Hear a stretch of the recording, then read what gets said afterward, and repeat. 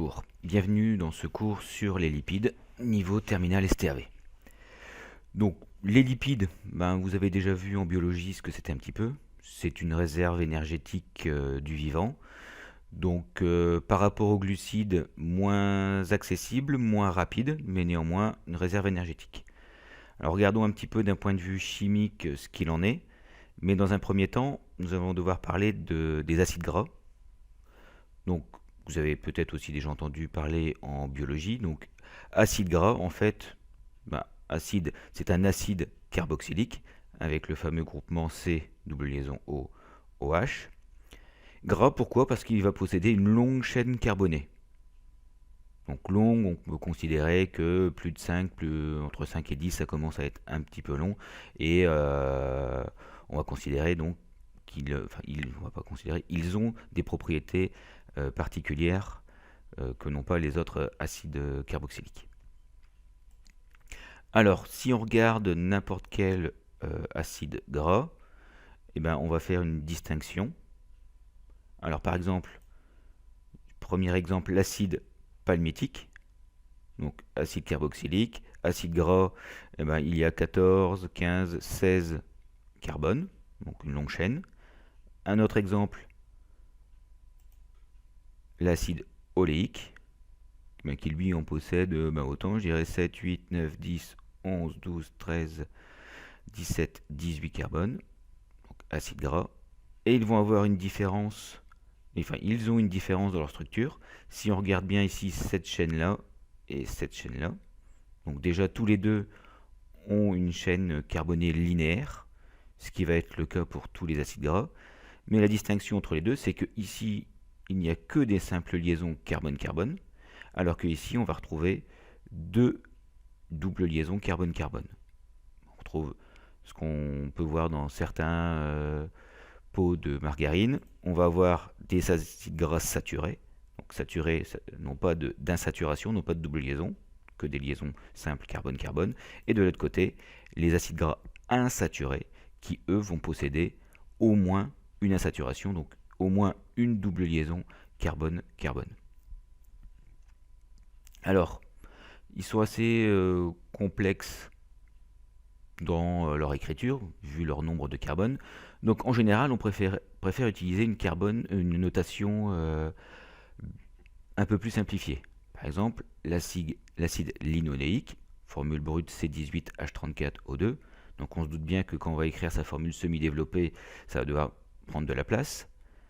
Mais donc on va raccourcir l'écriture et n'indiquer que les points essentiels.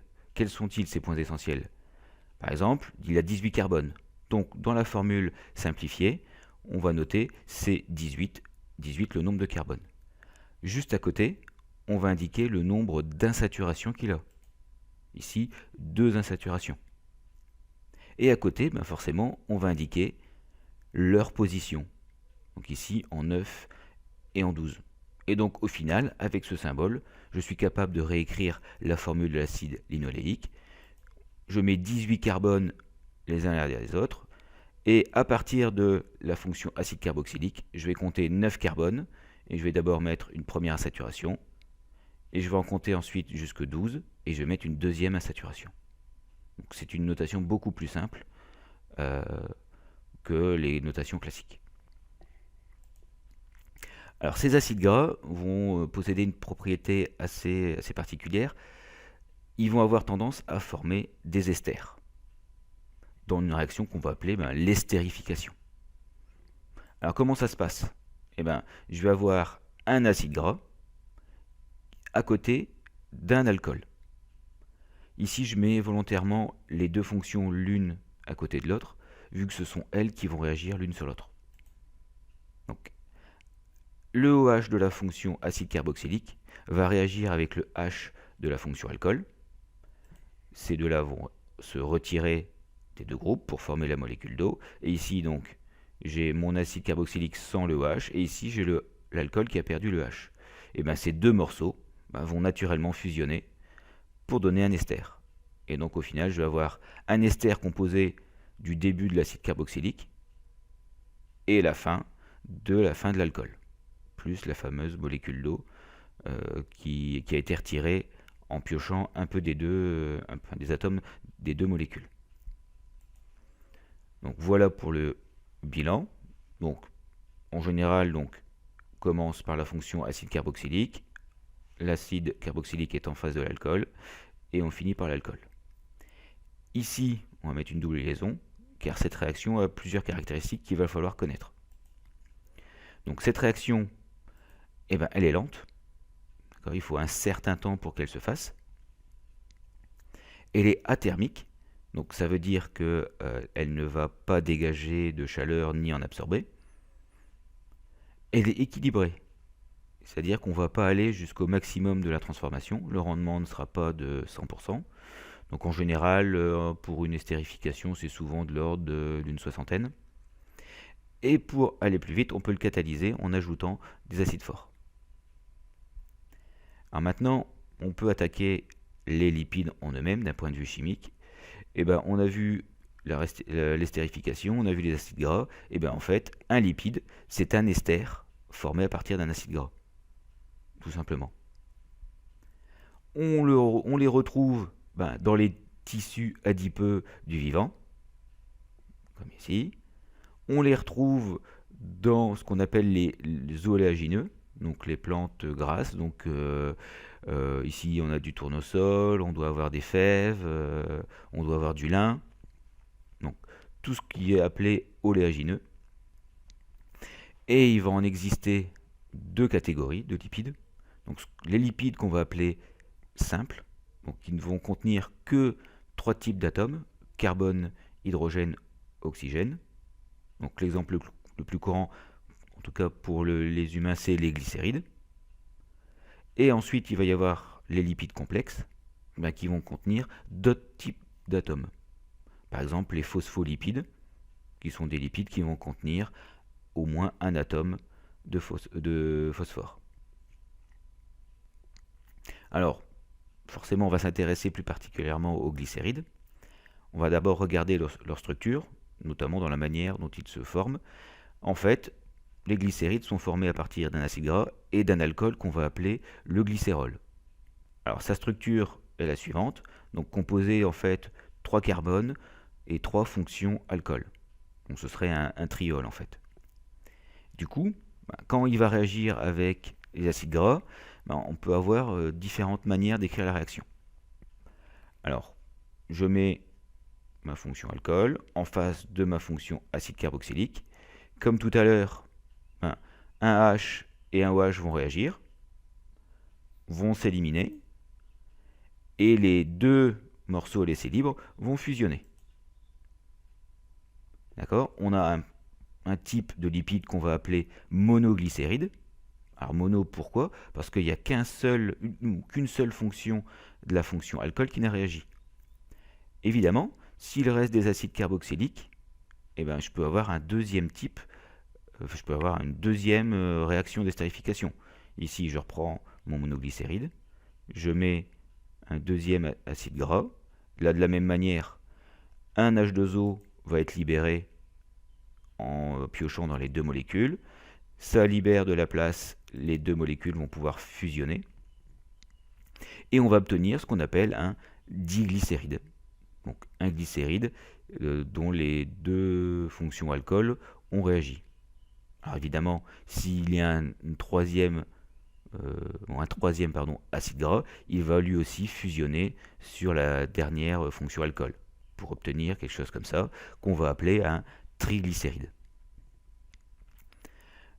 Alors on peut même aller plus loin, parce que ici j'ai fait fusionner à chaque fois le même acide gras, mais en fait dans la nature on peut avoir plusieurs types d'acides qui réagissent en même temps.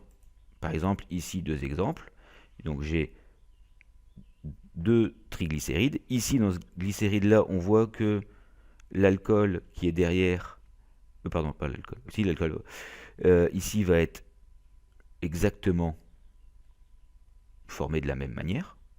D'accord? Donc j'ai trois groupes identiques. Donc on va appeler ça un triglycéride homogène. Donc, homogène, les trois fonctions sont identiques. Alors que ici, je remarque une chaîne différente de la deuxième, qui est aussi différente de la troisième. On va avoir ici un on va avoir un triglycéride, mais hétérogène. Donc on a hétérogénéité dès qu'il y en a deux différents en fait. Donc ici là les trois sont différents, mais on aurait pu avoir deux différents, ça aurait été aussi hétérogène. Alors par rapport aux propriétés de ces lipides, alors la plus évidente, la solubilité. Les lipides et l'eau ne sont pas solubles. Donc l'huile par exemple ici n'est pas soluble à l'eau. Et en général, les lipides vont plutôt être solubles dans des solvants organiques, pas dans l'eau. Autre propriété, l'oxydation. Donc les lipides peuvent subir des réactions d'oxydoréduction. Exemple le plus courant, le beurre peut être oxydé et devenir rance, donc, oxydation par le dioxygène, ou alors une oxydation beaucoup plus forte, il peut brûler, on a une oxydation aussi. Alors ici on va appeler ça une oxydation partielle, donc la molécule est partiellement modifiée. Ici j'ai une oxydation totale, donc la molécule est détruite, on ne retrouve plus que du CO2 et de l'eau. Alors, ensuite, il y a ce qu'on appelle l'hydrolyse. Alors pareil, en biologie, vous avez dû avoir ça. Pour nous, ça se passe au niveau de l'estomac, voire de plus loin. Donc, mon lipide va être découpé par les molécules d'eau, aidé par les enzymes, ce qui va libérer le glycérol et les acides gras qui vont être assimilables et qui vont pouvoir passer dans le sang. Alors c'est exactement la réaction inverse de la réaction d'estérification. Donc si on regarde ça, j'ai mon ester avec de l'eau. La molécule d'eau va permettre de briser la fonction ester, donc ici. Et ensuite, la molécule d'eau va se diviser elle-même en deux. Un bout va aller sur l'acide carboxylique, un bout va aller sur l'autre morceau pour former un alcool. Donc, exactement la réaction inverse de l'estérification. Et donc au final, voilà, mon lipide, ma molécule d'eau, le lipide est coupé en deux au niveau de la fonction ester, et je retrouve une molécule d'acide carboxylique, une molécule d'alcool, avec les mêmes propriétés que la réaction d'estérification, donc lente, équilibrée, catalysée, athermique.